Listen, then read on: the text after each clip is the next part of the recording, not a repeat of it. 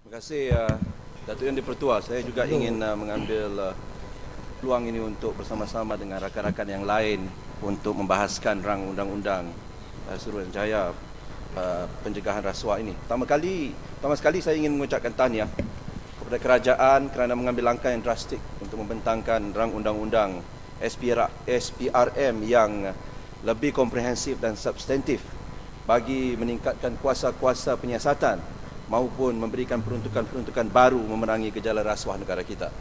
Tentunya ia akan mengembalikan keyakinan rakyat kepada usaha murni kerajaan untuk menjadi telus, berintegriti dan berwibawa. Ramai rakan-rakan tadi telah pun membincangkan perincian rang undang-undang ini. Saya cuma ingin mengambil sedikit kelainan, iaitu ingin membincangkan sedikit dari aspek politiknya.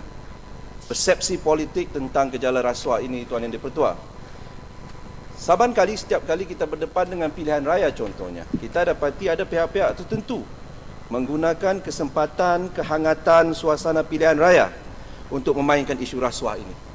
Mereka sedaya upaya berusaha untuk menggambarkan bahawa kerajaan yang ada sekarang ini adalah sebuah kerajaan yang dibelenggu dengan masalah rasuah.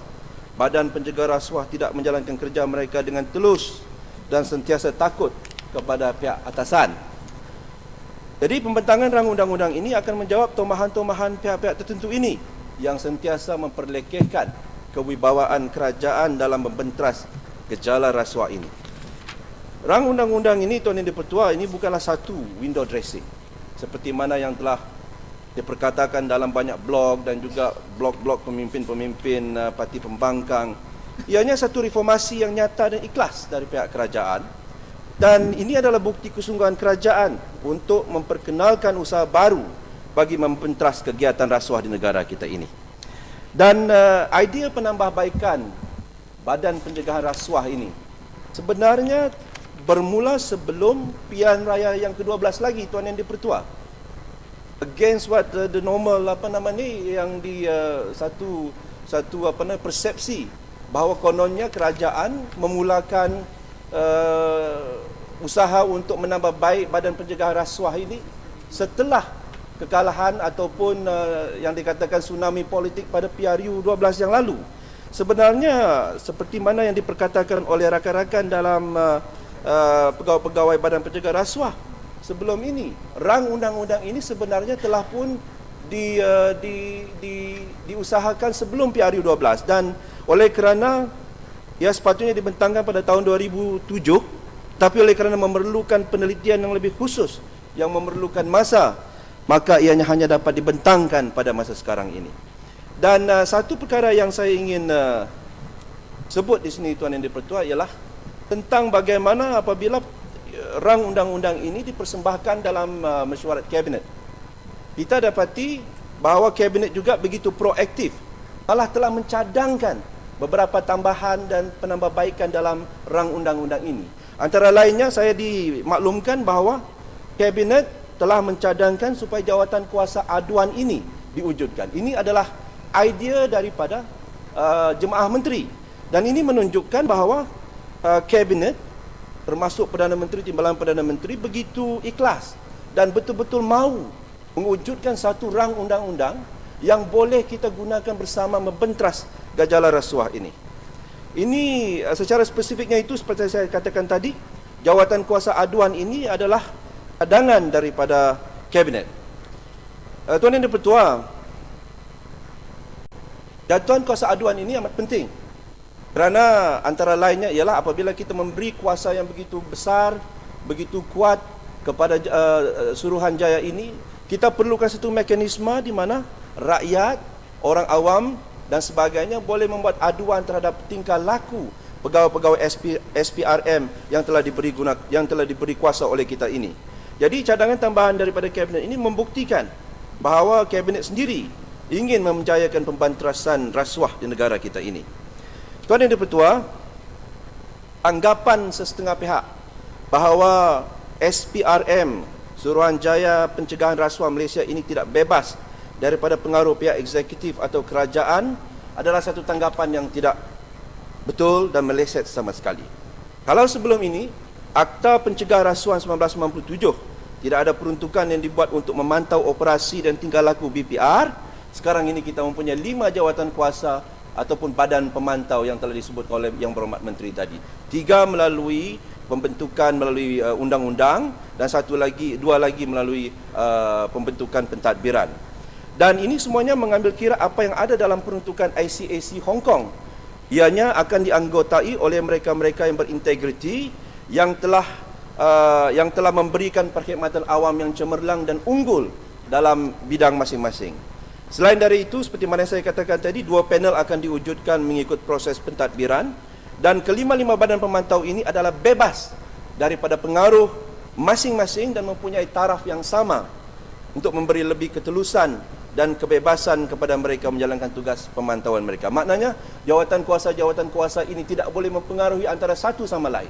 Mereka mempunyai sistemnya tersendiri, beroperasi secara bersendirian dan memberi check and balance ataupun semak dan imbang kepada jawatan kuasa yang lain. Tuan Yang di-Pertua, pihak pembangkang sebelum ini begitu teruja untuk memuji kebebasan dan ketelusan Suruhanjaya Bebas Anti Rasuah ataupun ICAC Hong Kong ini. Acap kali dalam mengkritik Badan Pencegah Rasuah bahawa kononnya BPR tidak cekap, tidak telus, tidak adil dan akur kepada tekanan kerajaan. Pihak pembangkang sentiasa mendesak kerajaan untuk merombak BPR mengikut acuan ICAC Hong Kong ataupun CPIB atau Corrupt Practices of Investigating Bureau dengan izin di Singapura.